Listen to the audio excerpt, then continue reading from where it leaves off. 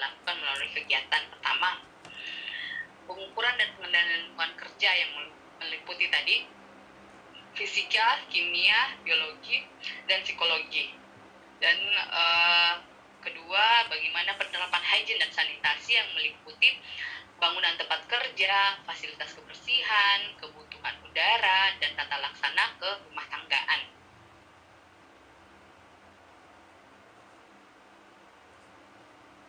Oke.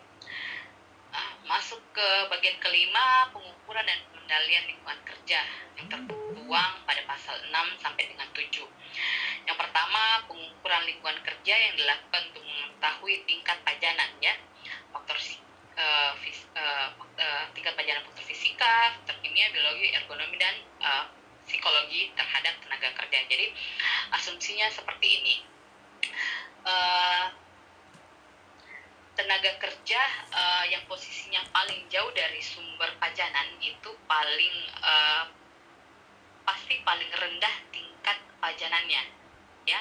Jadi mungkin ada teman-teman, ada yang di area produksi, mungkin ada yang di administrasi. Tentunya tingkat pajanan yang dirasakan pasti berbeda. Kontaminan yang masuk ke dalam tubuh juga pasti berbeda. Jadi teman-teman mungkin yang aktivitasnya di area produksi, seperti tadi Mbak Dian, mungkin misal Mbak Dian ini perawat bagian administrasi atau apa Mbak Dian, kalau boleh saya tahu? Atau mungkin tenaga medis? Iya, Bu, tenaga medis. Jadi Mbak Dian ini tenaga medis, ya, tentunya yang bersentuhan langsung dengan pasien, ya, pasien. Kemudian jadi tingkat pajanannya Mbak Dian ini mungkin lebih berisiko daripada bagian administratif, ya, karena mungkin Mbak Dian yang memeriksakan, mungkin misalnya mungkin Mbak Dian, kalau misalnya Mbak Dian adalah perawat kemudian melakukan suntikan, jadi bahaya infeksius dari si pasiennya itu mungkin lebih potensi terpaparnya ke Mbak Dian itu lebih besar daripada pekerja di rumah sakit tapi di bagian yang lainnya, seperti itu. Kemudian pengukuran lingkungan kerja yang dilakukan sesuai dengan metode uji yang ditetapkan oleh Standar Nasional Indonesia (SNI), ya.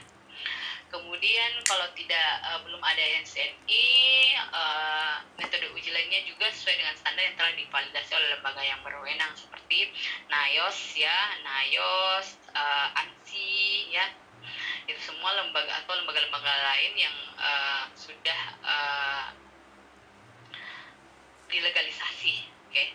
Kemudian pengendalian lingkungan kerja dilakukan sesuai hierarki pengendalian meliputi upaya eliminasi, substitusi, rekayasa teknis, administrasi, dan atau penggunaan alat pelindung diri. Jadi seperti itu.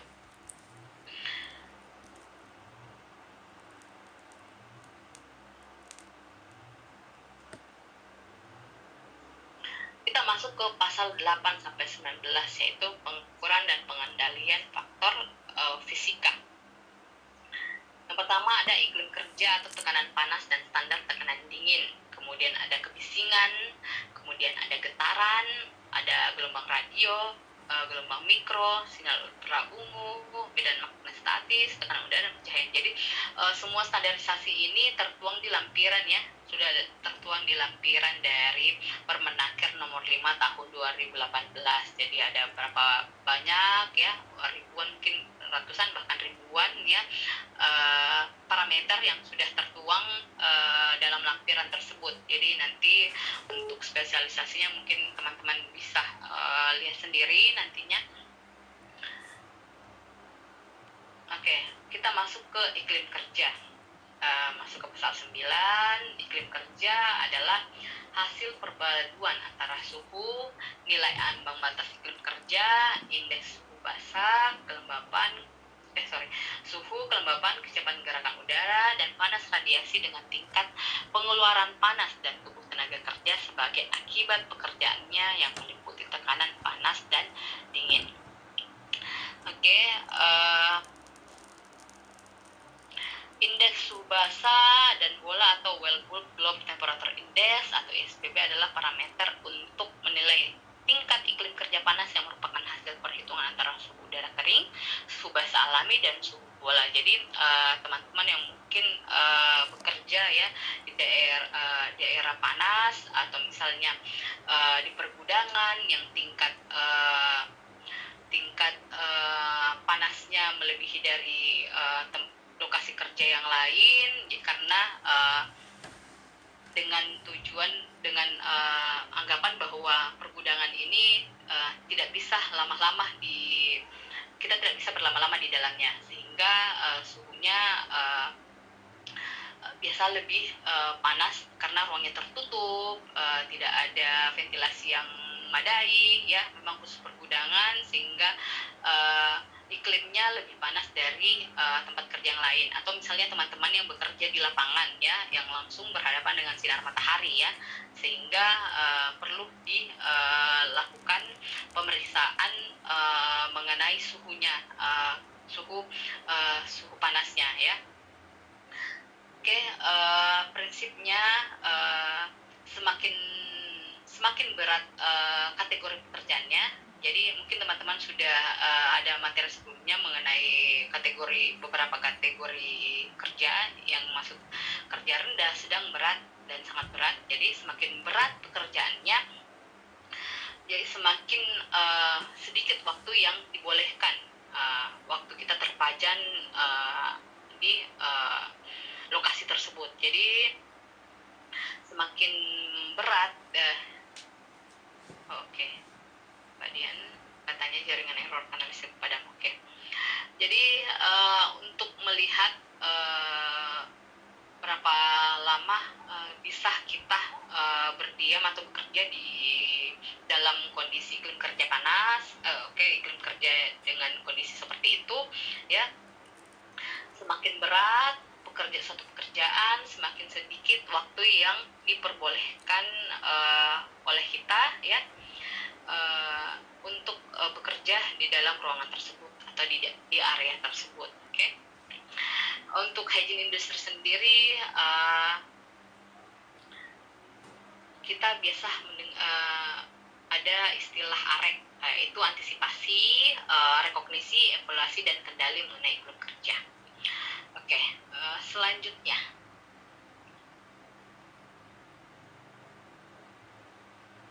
iklim kerja, masuk iklim kerja dingin ya, masuk ke yang tertuang di pasal 9 ya.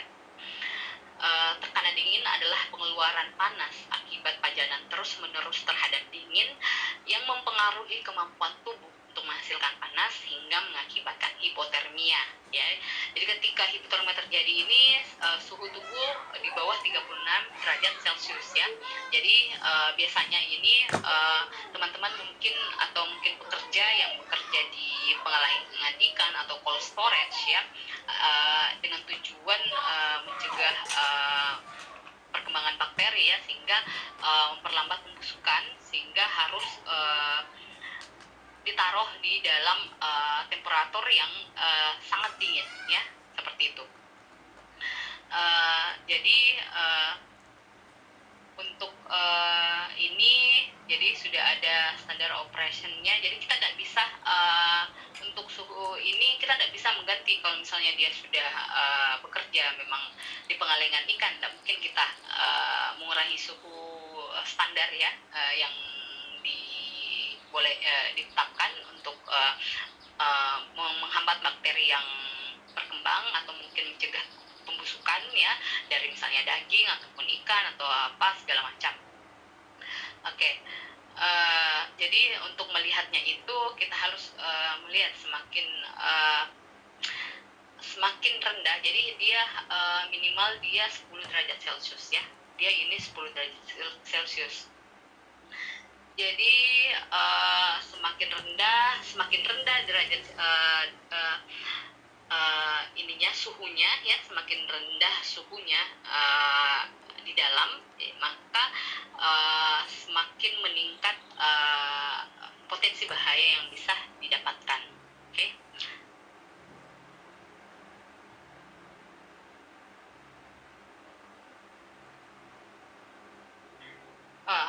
saja sih yang harus dilakukan oleh ahli K3 lingkungan kerja untuk mengendalikan iklim kerja? Yang pertama, menghilangkan sumber panas atau sumber dingin dari tempat kerja. Kalau misalnya ini tidak bisa dilakukan, ya seperti tadi, bahwa memang dia harus wajib, ya misalnya teman-teman tidak bisa karena memang posisinya dia harus bekerja di lapangan, ya. Kemudian atau misalnya teman-teman harus bekerja di tempat yang dingin kayak tadi cold storage dan sebagainya, ini tidak bisa kita hilangkan, ya. Kemudian yang apa yang bisa kita lakukan, kemudian misalnya mengganti alat atau misalnya bahan dan proses kerja, kemudian mengisolasi atau membatasi pajanan sumber panas atau sumber dingin, ya. Kemudian menyediakan sistem ventilasi yang tadi misalnya sistem iklim kerja panasnya yang tadi perundangan mungkin sangat tertutup atau ini ya tidak ada pertukaran udara sama sekali sehingga mengakibatkan iklim panas. Jadi kita buat ada sistem ventilasi. Kemudian menyediakan air minum. Kemudian mengatur atau membatasi waktu pajanan terhadap sumber panas atau sumber dingin. Jadi teman-teman sebagai nanti ahli K3 lingkungan kerja, misalnya ada nanti yang K3 lingkungan kerja kemudian dapat lisensi, apa yang teman-teman harus lakukan, ya, yaitu mengatur dan membatasi waktu pajanan. Jadi si pekerja, beberapa pekerja yang memang harus, ya, bekerja di bagian itu, jadi kita batasi atau kita atur, misalnya atur shift, kemudian batasi waktu pajanannya sehingga mengurangi potensi bahaya dari standar sebelumnya. Kemudian penggunaan baju kerja yang sesuai, ya, disesuaikan kalau misalnya di lapangan seperti apa, kemudian kalau di tempat dingin seperti apa bajunya. Jadi kita sesuaikan dengan kondisi lingkungan atau iklim kerja yang sesuai, ya, dengan penggunaan pakaian. Kemudian penggunaan APD yang sesuai, dan terakhir melakukan pengendalian lainnya sesuai dengan perkembangan ilmu pengetahuan dan teknologi.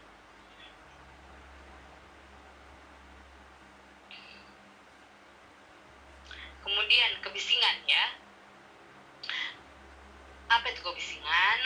Yaitu semua suara yang tidak dikehendaki yang bersumber dari alat-alat proses produksi dan atau alat-alat kerja yang pada tingkat tertentu dapat menimbulkan gangguan pendengaran. Jadi adalah teman-teman yang mungkin bekerja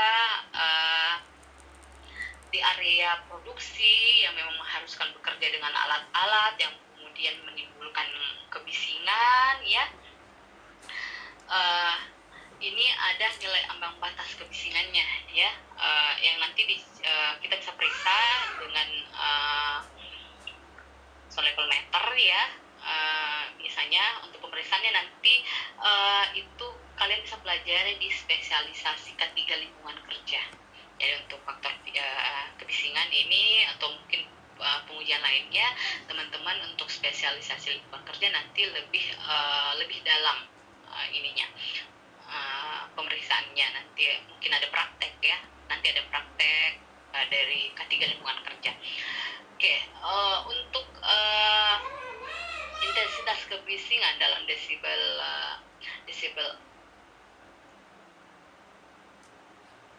Oke, semakin di sini kita lihat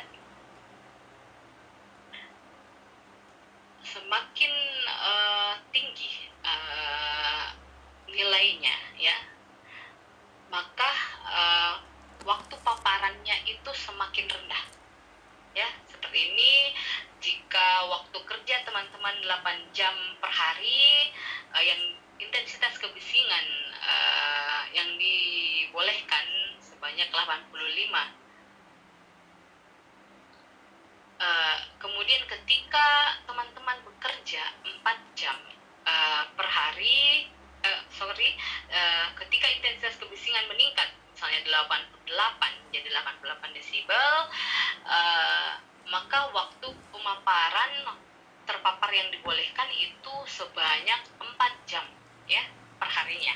Begitupun kalau semakin meningkat, maka semakin sedikit pula waktu yang dibolehkan kita terpajan dari atau kita terpapar dari kebisingan tersebut, ya.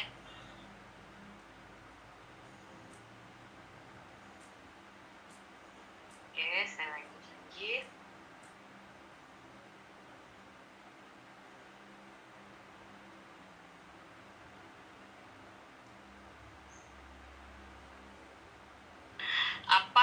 bisa ketiga lingkungan kerja lakukan ya untuk melakukan pengendalian atau mungkin pencegahan.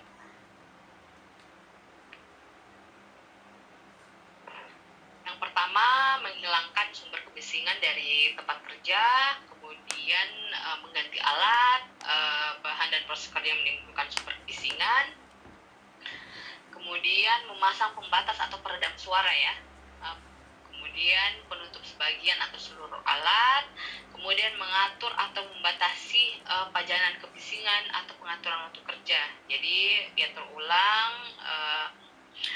bagaimana sebaiknya sehingga membatasi waktu pajangan dari si pekerja. Kemudian menggunakan alat pelindung diri yang sesuai ya. Jadi menggunakan alat pelindung diri yang sesuai, APD yang sesuai dengan ini, menggunakan airmoka atau apa segala macam yang bisa melindungi kita dari pajanan kebisingan. Kemudian melakukan pengendalian lainnya sesuai dengan perkembangan ilmu pengetahuan dan teknologi.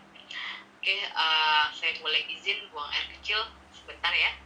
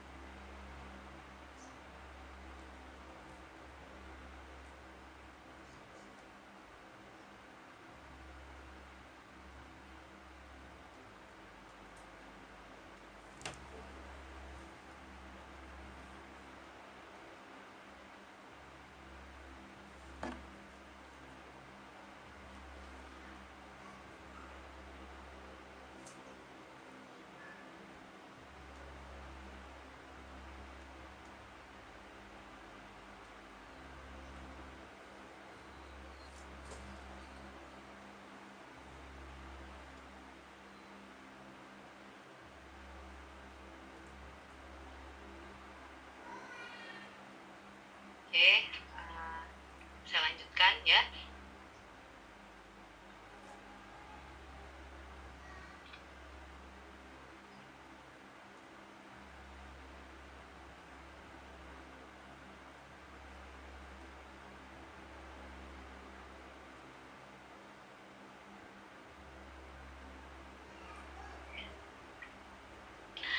Masuk ke pasal 11 ya mengenai getaran. Jadi getaran adalah gerakan yang teratur dari atau yang berada bolak-balik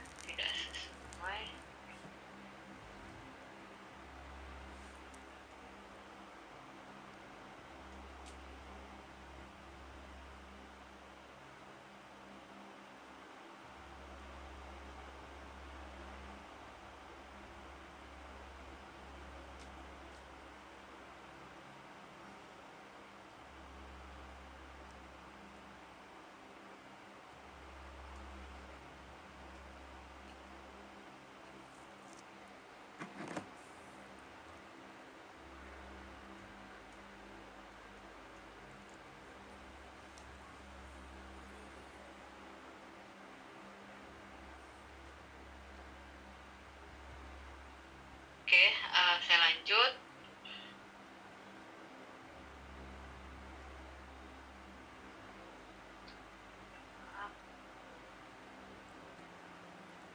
Jadilah getaran adalah, nanti saya perbaiki ya, nanti saya ini adalah gerakan yang teratur bolak-balik dari keseimbangannya, dari keseimbangannya. Oke, ini bagaimana kalau menguji getaran. Misalnya kita punya mesin ya, jadi ada teman-teman yang bekerja di bagian mesin atau mungkin yang menimbulkan getaran ya, sehingga perlu dilakukan secara berkala pengecekan ya. Ini yang seperti ini yang di gambar pertama, pengecekan getaran tangan ya. Oke.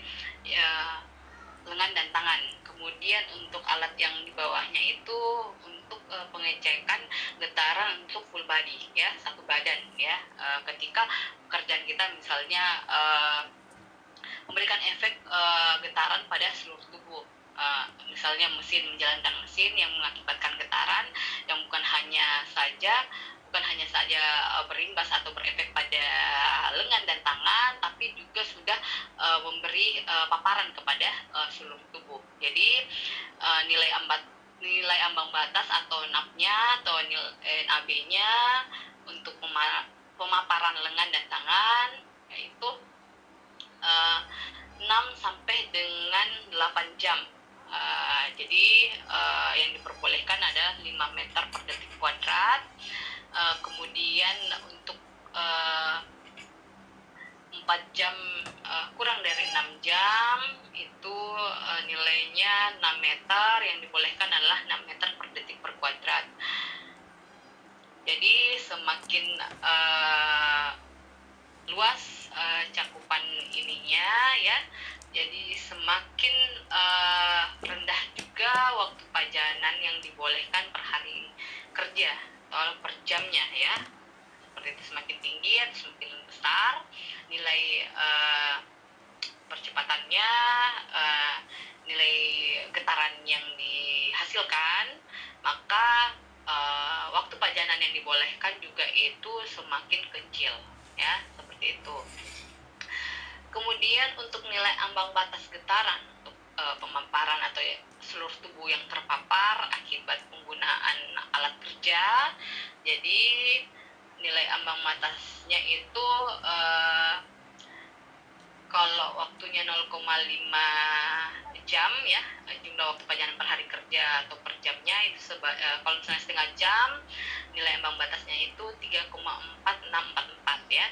Untuk 1 jam yang 1 jam waktu pajanan, nilai ambang batas yang maksimalnya itu 2,4 sekian.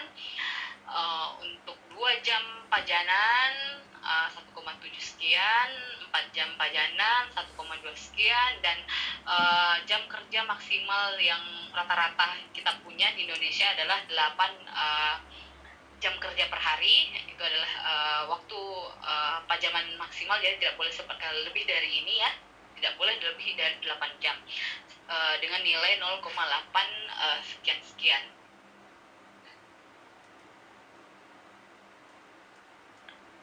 Apa saja yang bisa dilakukan, yang harus dilakukan oleh pengendalian bahaya getaran yang dilakukan oleh ketiga lingkungan kerja. Yang pertama, menghilangkan sumber getaran dari tempat kerja, kemudian mengganti alat atau bahan dan proses kerja yang menimbulkan sumber getaran, kemudian mengurangi pajanan getaran dengan menambah atau menyisipkan atau memberikan bantalan atau peredam ya di antara alat dan bagian tubuh yang kontak langsung dengan alat kerja, sehingga memberikan efek atau pajanan getaran terhadap tubuh. Jadi misalnya kita punya ada alat yang memang digunakan, misalnya penggilingan ya, misalnya mesin penggiling, kemudian menimbulkan getaran, kita lakukan apakah yang ditaruh misalnya bantalan atau misalnya ada peredam ditaruh di situ, sehingga mengurangi intensitas atau paparan yang bisa dihasilkan kepada tubuh. Kemudian membatasi pajanan getaran melalui pengaturan waktu kerja, yaitu tadi seperti yang tadi sebelumnya ya, kita batasi waktunya, atau misalnya mengatur shift sehingga atau bergonta-ganti ini ya shift-shiftan dengan tenaga kerja lainnya, sehingga waktu pajanannya mulai berkurang. Kemudian menggunakan APD yang sesuai, atau misalnya melakukan, dan terakhir melakukan pengendalian lainnya yang sesuai dengan perkembangan ilmu pengetahuan dan teknologi.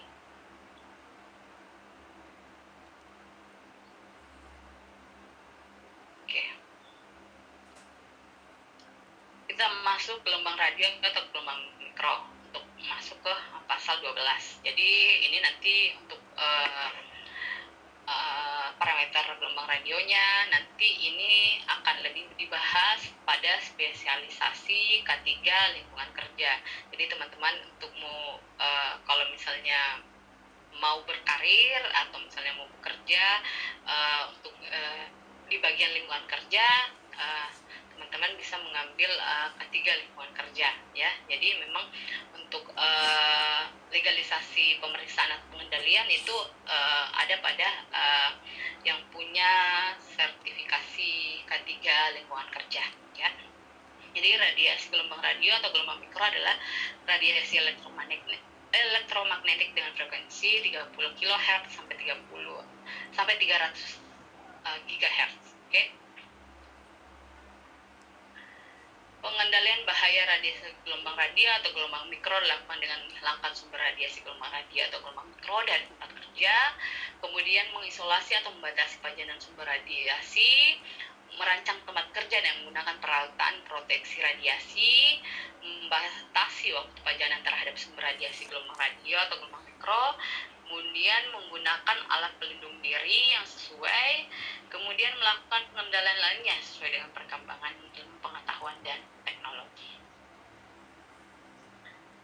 Kemudian selanjutnya parameter radiasi ultra ungu untuk faktor fisika, yaitu masuk ke yang tertuang di pasal 13. Radiasi ultra ungu atau ultraviolet yang bisa kita dengar dengan ultraviolet ya adalah radiasi elektromagnetik dengan panjang gelombang 180 nanometer sampai 400 nanometer. Jadi alat ukurnya itu adalah UV radiometer.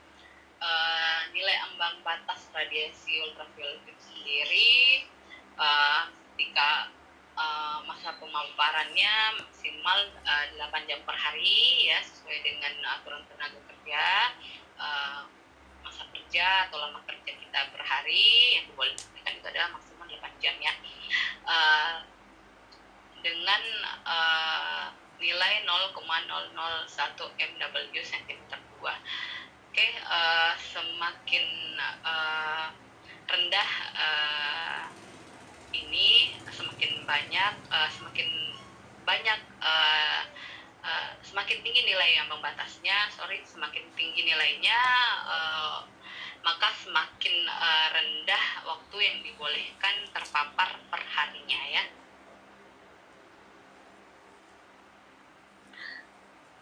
Itu juga nanti akan dibahas untuk lebih dalam lagi untuk pemeriksaannya, prakteknya nanti teman-teman bisa ikut di K3 spesialisasi lingkungan kerja. Kemudian pengendalian bahaya radiasi ultra ungu dilakukan dengan menghilangkan sumber radiasi ultra ungu dari tempat kerja, mengisolasi atau membatasi pajanan, merancang tempat kerja dengan menggunakan peralatan proteksi radiasi, membatasi pajanan sumber radiasi, kemudian penggunaan alat pelindung diri yang sesuai, dan melakukan pengendalian lainnya sesuai dengan perkembangan ilmu pengetahuan dan teknologi. Oke, kita masuk ke pasal 14 mengenai medan magnet statis. Jadi teman-teman mungkin yang bekerja yang berurusan dengan komputer ya, laptop. Jadi biasa kita kalau mendekatkan diri sama laptop atau mungkin komputer ada kayak seperti ada magnet statis yang kalau tersentuh ya di situ. Medan magnet statis sendiri adalah satu medan atau area yang ditimbulkan oleh pergerakan arus listrik. Jadi nilai ambang batasnya untuk yang dibolehkan ada bagian tubuh masing-masing seperti seluruh tubuh, lengan dan paha, tangan dan kaki, anggota tubuh dan seluruh tubuh. Kemudian bagaimana cara mengendalikannya, yaitu menggunakan sumber medan magnet statis dari tempat kerja, mengganti alat bahan dan proses kerja yang menimbulkan sumber medan magnet statis, atau mengisolasi atau membatasi pajanan sumber medan magnet statis, mengatur atau membatasi waktu pajanan, mengatur jarak aman sesuai dengan SNI atau sumber pajanan dari pekerja, menggunakan APD, atau melakukan pengendalian lainnya sesuai dengan perkembangan ilmu pengetahuan dan teknologi.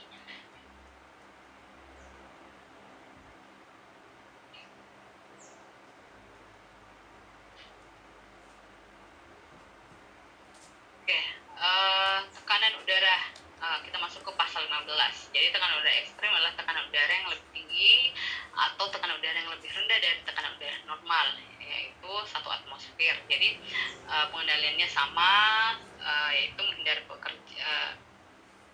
bahaya tekanan udara ekstrim dilakukan dengan menghindari pekerjaan pada tempat kerja yang memiliki sumber bahaya tekanan udara ekstrim, mengatur atau membatasi waktu pajanan terhadap sumber bahaya, menggunakan baju keras yang sesuai, menggunakan APD, kemudian melakukan pengendalian lainnya sesuai dengan perkembangan ilmu pengetahuan dan teknologi. Ini juga akan dibahas lebih banyak nanti di K3 lingkungan kerja. Saya lihat dulu berapa banyak.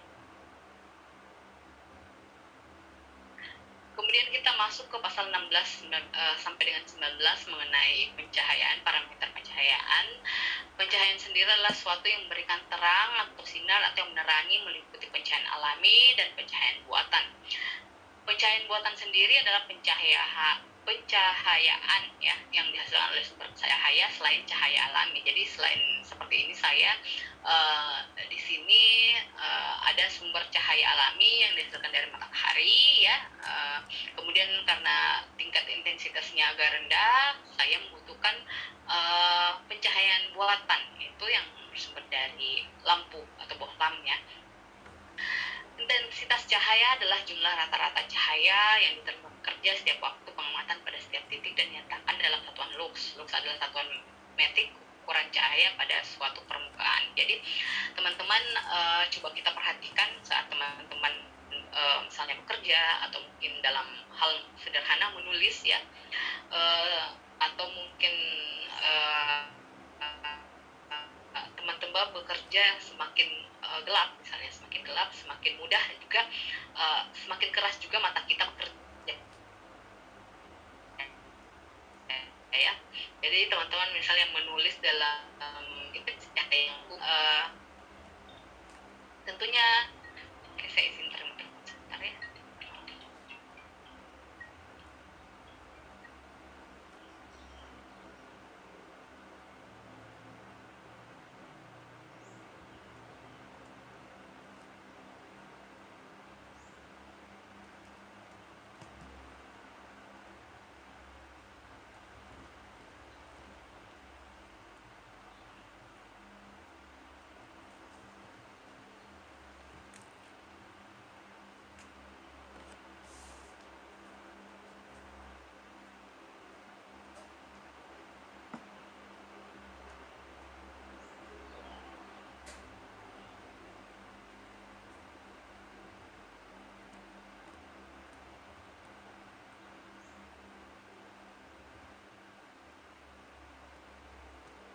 Maaf, kita lanjutkan.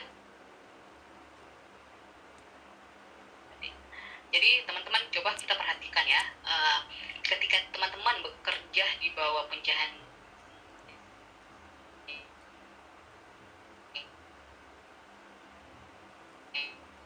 yang redup, tentunya untuk pencahayaan juga semakin keras juga mata kita bekerja ya.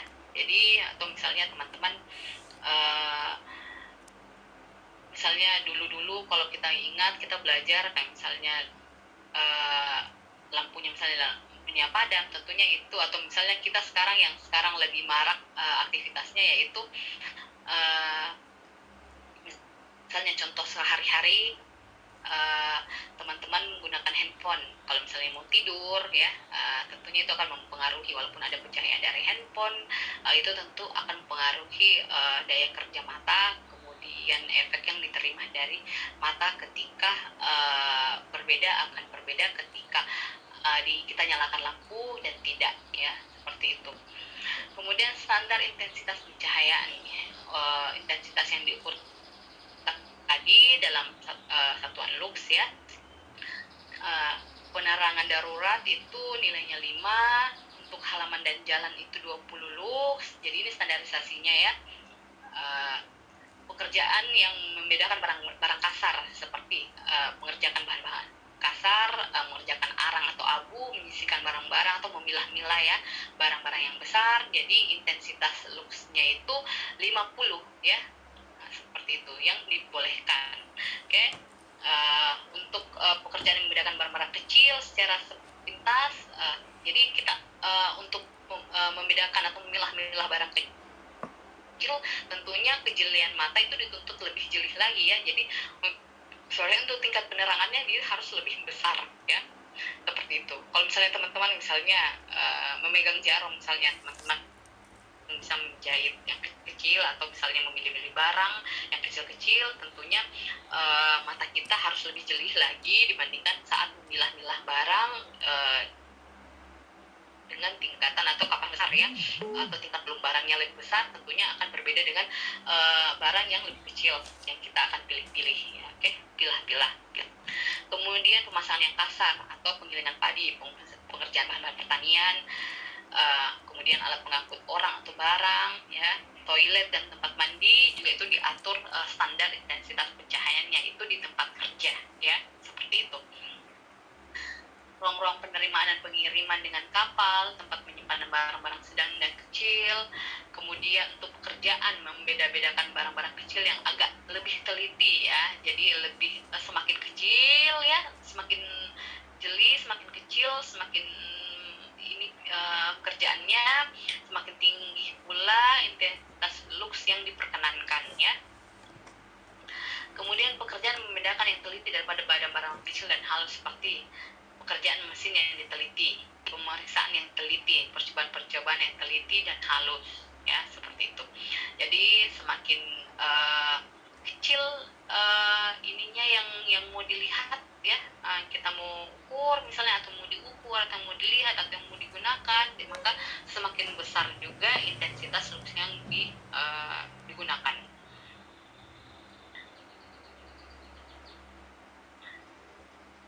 Kita masuk ke pasal 20 sampai 21 yaitu mengenai pengukuran dan pengendalian lingkungan kerja. Untuk faktor kimia, pengukuran dan pengendalian faktor kimia dilakukan pada tempat kerja yang memiliki potensi bahaya bahan kimia, pabrik-pabrik, tekstil dan segala macam. Dilakukan terhadap pajanan dan terhadap pekerja yang terpajan.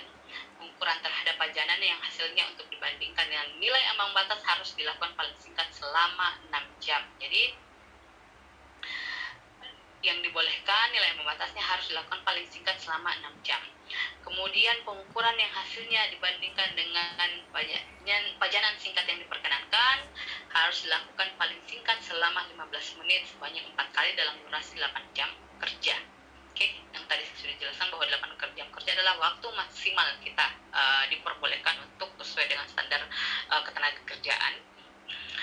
Kemudian pengukuran yang hasilnya untuk dibandingkan dengan KTD harus dilakukan penggunaan alat pemecahan langsung untuk memastikan tidak terlampaui. Jadi yang tadi kadang tidak diperkenankan itu harus untuk bekerja ya, atau untuk pengukuran itu dia harus langsung, supaya kita memastikan bahwa karena itu sangat tidak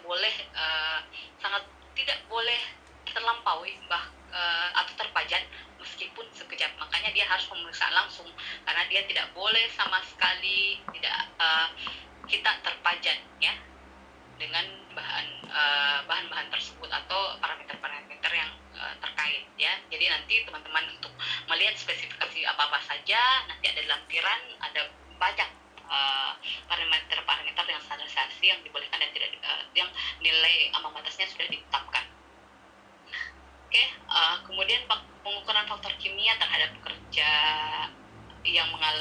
mengalami pajanan dilakukan melalui pemeriksaan kesehatan khusus pada spesimen tubuh tenaga kerja dan dibandingkan dengan indeks pajanan biologi. Saya ulangi, pengukuran faktor kimia terhadap pekerja yang mengalami pajanan dilakukan melalui pemeriksaan kesehatan khusus pada spesimen tubuh tenaga kerja, yaitu tadi salah satunya atau beberapa pemeriksaan dengan spesimen tubuh si pekerjanya, mau itu lewat rambut, darah, misalnya urin, ya, kemudian dibandingkan dengan indeks pajanan biologi.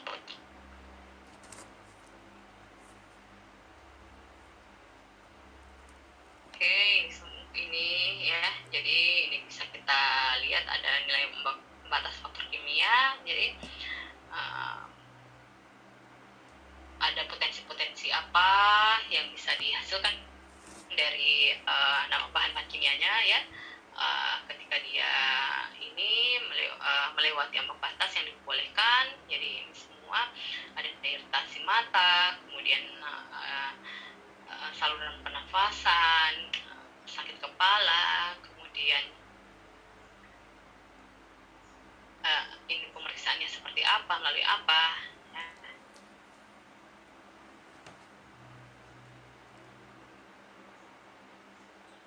Kerusakan kanker, kemudian fungsi paru, kerusakan paru. Jadi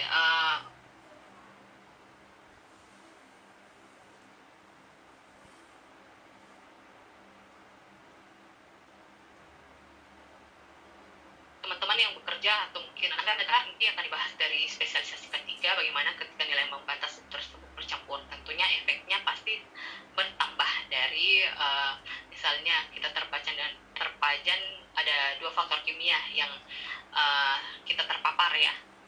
Tentunya nilai ambang batasnya juga akan berbeda.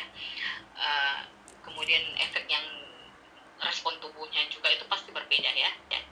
Apa saja yang bisa dilakukan oleh ahli K3 lingkungan kerja? Yang pertama menghilangkan sumber potensi bahaya kimia dari tempat kerja, mengganti bahan kimia dengan bahan kimia lain yang tidak punya potensi bahaya atau potensi bahaya yang lebih rendah, memodifikasi proses kerja yang menimbulkan sumber potensi bahaya kimia, mengisolasi atau membatasi pajanan sumber potensi bahaya kimia, kemudian menjaga sistem ventilasi, membatasi pajanan sumber potensi bahaya kimia melalui pengaturan waktu kerja,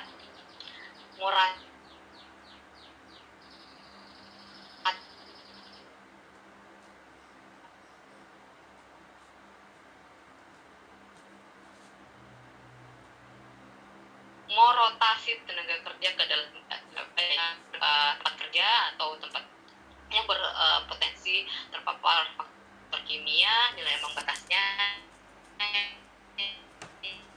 ya. Kemudian menggunakan sesuai dengan manajemen risiko.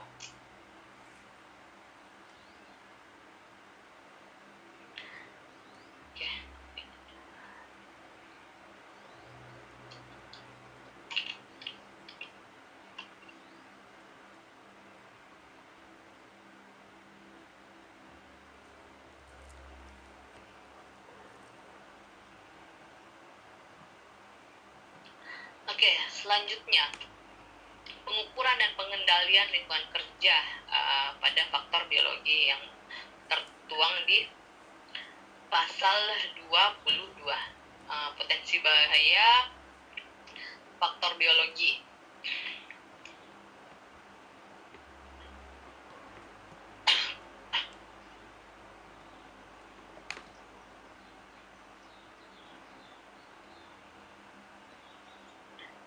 Potensi bahaya faktor biologi meliputi pertama mikroorganisme dengan toksinnya, arthropoda ataupun toksinnya, hewan invertebrata atau toksinnya, kemudian alergen dan toksin dari tumbuhan, binatang berbisa, binatang buas, dan produk binatang dan tumbuhan yang berbahaya lainnya.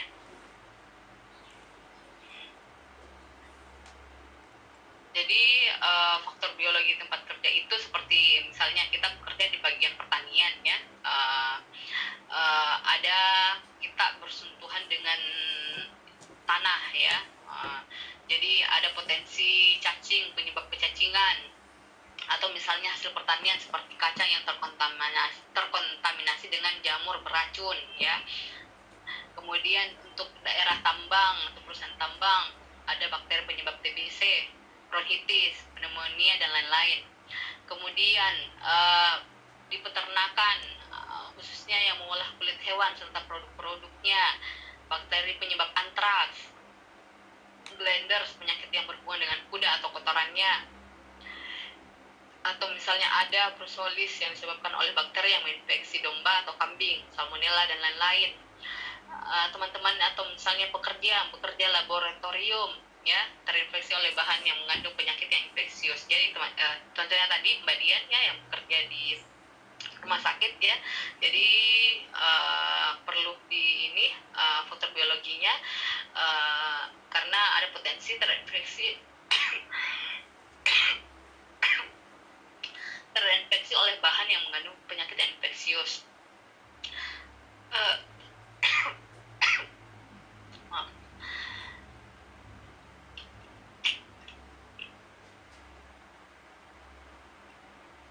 Kemudian perkantoran ada humidifier fever atau penyakit yang disebabkan oleh organisme yang sehingga menimbulkan sakit atau alergi pada saluran pernapasan. Yang penyakit tersebut berhubungan dengan sistem pendingin. Jadi kalau misalnya tiap hari teman-teman bekerja dengan kondisi misalnya di AC sentral ya, dengan misalnya dia 23 ada istirahat sholat asar ya,